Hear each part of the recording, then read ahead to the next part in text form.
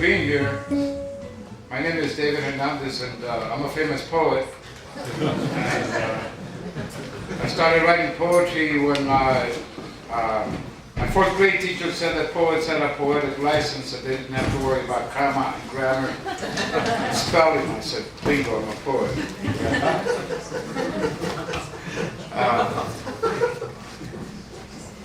When I first read Nelson Algren, I was about 11 years old. I started reading him, and he influenced a lot of my writing.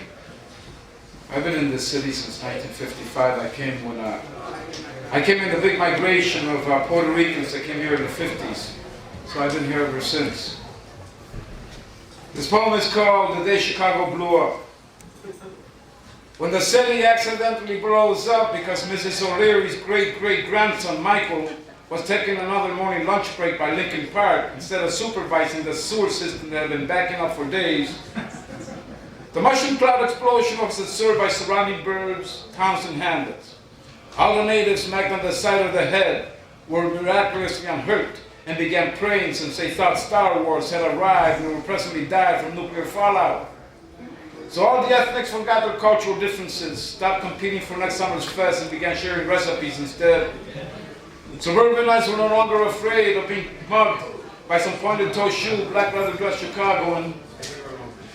Chicagoans were no longer afraid of being killed and buried on a forest-preserved shallow grave by some college-educated, pink-striped suited, mask-wearing suburbanite. The Art Institute and LaSalle Truck and Diesel School admitted they were using the same curriculum. Dope dealers and doctors admitted they were one and the same and promised not to do it again. Health food stores felt guilty and started feeding the hungry with profits made from selling organically grown pruning-looking apples at $10 a pound. Cab drivers knew exactly where to go on the shortest route available.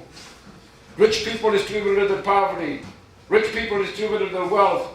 Poor people distributed the poverty, and the middle class went crazy because they no longer held a monopoly of moaning and blaming and bitching about taxes.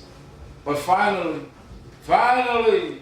blacks, whites, Orientals, Native Americans, Hispanics, Jews, and Gentiles approved interracial marriages, and their offsprings all look just like Puerto Ricans. Oh yeah, I got it.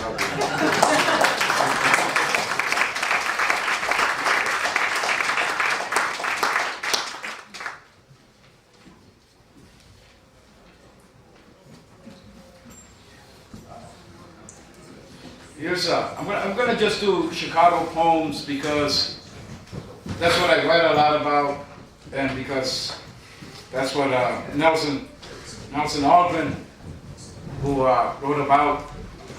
And I was coming over here and I said, I'm going to read at the Nelson Algren thing, and some young kid said, oh, you mean Al Green? I said, no, Nelson Algren. Confused her. This is a poem I did. I used to hang around a little place, Chester and Bill's up on the north side, and they used to have yucca cane, and I made a deal with him where if I wrote a poem, he'd give me all the free yucca cane I want. So this is one of the worst poems I've written, but I like to share the worst poems. Ode to a bowl of yucca cane. Chester and Bill and all the other people will serve you a meal and price it real simple. The clatter of plates, a song from the grill. Russian waitress real strong, be sure that one gets filled. The shrimp and steak place, chop suey with rice, sea perch with salad, sweet tea with ice. There's meatloaf and chili, hot soup and cheese, cool pies and ice cream, cool like a breeze. You had the best thing for breakfast when last night didn't end, and you promise your body you won't do it again. Treat yourself this morning to some hot yucca cane, or some hot yucca cane, some hot yucca cane, so good for the body and soothing to the brain. Fresh egg with noodles, onions with meat, a steaming broth and pepper to spice up the heat. Some coffee to follow, it's mellow and fine. I'll come back tomorrow at Yakamain time. Oh, it's Yakamain time, hot Yakamain time. All over Chicago, it's Yakamain time. Yeah. Well,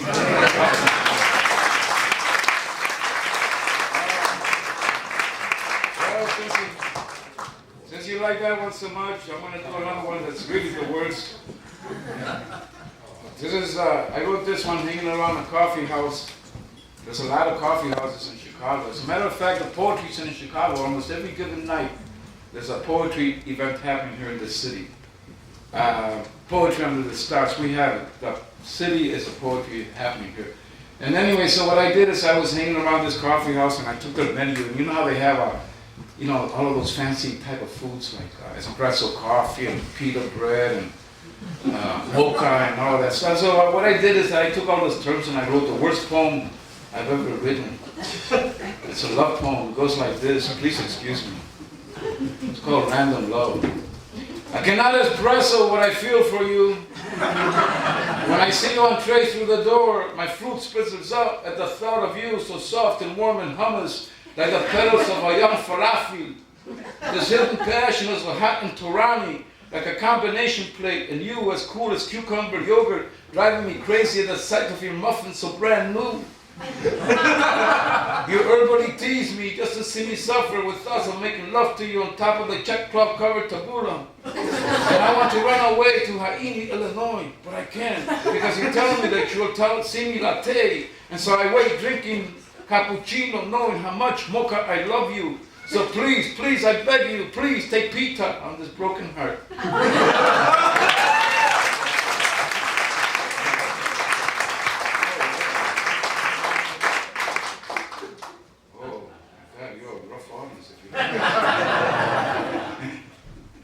Chicago, I give you a lucky strike, a conga with a flower and a perfume night.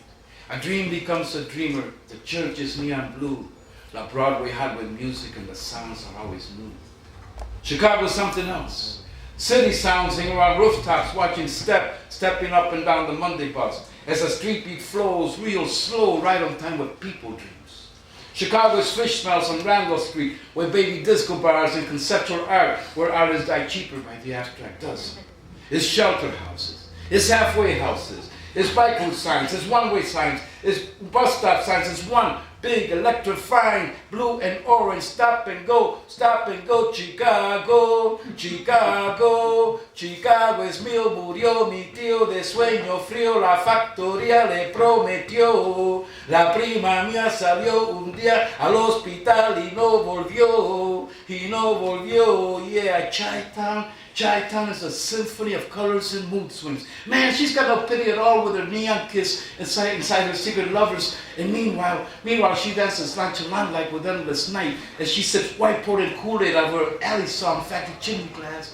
And Jimmy, my man Jimmy would be saying, man, Chi-Town's got class, the best pair of legs and ass this side of the world. That's why she's my girl. And I reply, yeah, Jimmy, you're right, Jimmy. Then looking straight into segregated eyes, I cry out, hey, Chi-Town, I love you, Chicago. I give you a lucky strike, a conga with a flower and a perfume night. A dream becomes a dreamer, the church is neon blue. La Broadway high with music and the sounds are always blue. Yeah.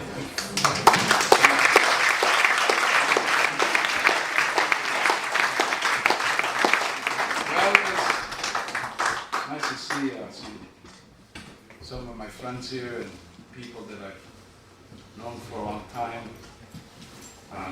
People that I haven't known for a long time.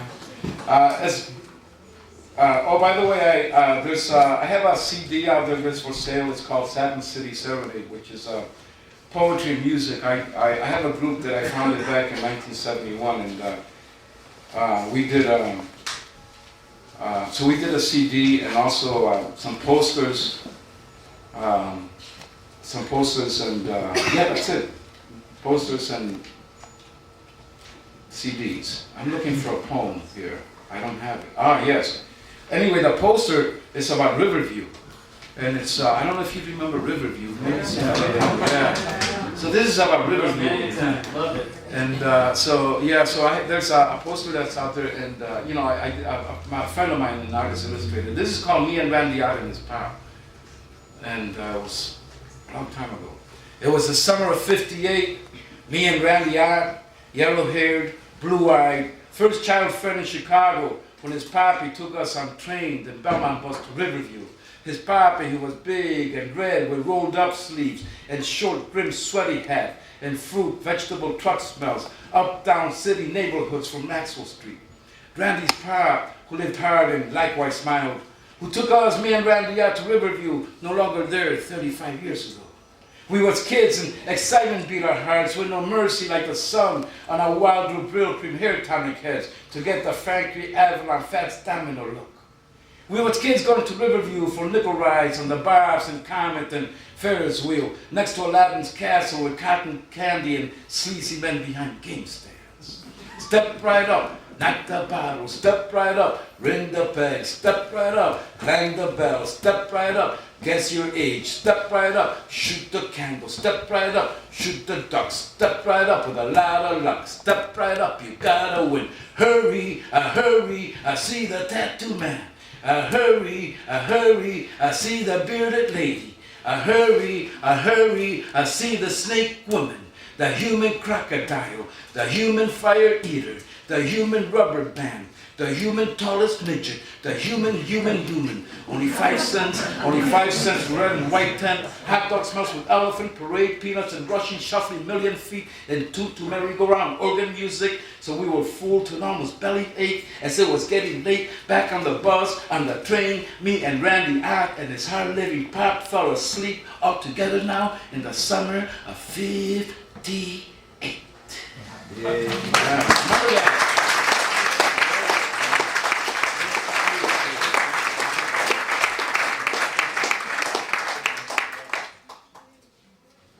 Telling your age there. I was born that year. You were born that year? Yeah, well then. Hey, I was your favorite that year. Huh? Yeah. I still remember that. Step right up. Step right up. Right? Yeah. Well, let me finish. I'm going to do let me see, what? 2 more minutes? I hate doing that. Let me finish it up. I'm going to finish it up with a poem. It's called Under the Bonsai Tree, which is also the name of my upcoming book, Under the Bonsai Tree. And not too long ago, the city of Chicago sponsored a poetry contest. And the winner, whatever poet won the contest, would get to go to Osaka, Japan, right? And represent, because Chicago's got the sister city programs with everybody around the world. And so whoever won the contest will get to go to Osaka, Japan and read the poetry all over Osaka, Japan. And now, Mayor Daley likes trees. So the theme had to be about trees. So you had to write a poem about trees. So that's why I call this one Under the Bonsai Tree. And then I wrote this poem, I wrote this piece for the contest, and then I didn't win because my poem was a real blatant cheap shot at cheating. Yeah, I did it just to cheat. And then I did it in front of these judges, and so I'm going to share this with you. This is what I did in front of them. It's called Under the Bonsai Tree. And by the way, thank you very much for allowing me to read to you. It's an honor to be here, and an honor to be honoring all the people that are being honored tonight. Under the bonsai tree. We will meet under the bonsai tree at Lincoln Park. We fell in love during study hall at the old LaSalle Elementary School. She was the smartest student in the school, and I was always on probation. Her name was Angie Konishi, and she was Japanese. And because of our differences in ethnicities and IQ scores, Angie and me would meet in secrecy under the bonsai tree by Lincoln Park. The bonsai tree was one of those dwarf trees the Japanese are so fond of growing. But since Angie and me were extremely short for their age, the tree was perfect for us. Many were the blissful moments that we spent under the bonsai tree by Lincoln Park. She would read to me from her advanced level calculus trigonometry book, while I whittled away with a switchblade on a piece of wood I stole from woodshop. fateful day, Mr. Ittmeyer, the school disciplinarian who wore his gray hair in a crew cut so as to get that Hitler Youth look he so much adored, followed us to the park. He saw us go under a bonsai tree, and pinching the tree with his forefinger and thumb, he uprooted the tree and busted Angie, Kanisha, and me.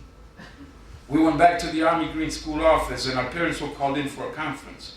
My parents couldn't make it since they had been there the week before and couldn't take off another day of work.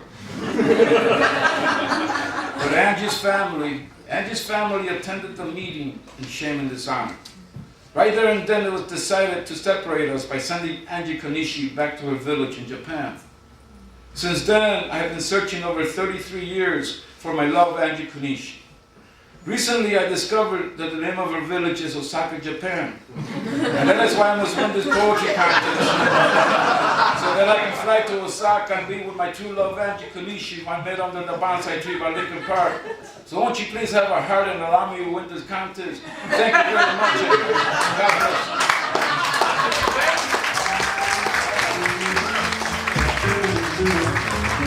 bless.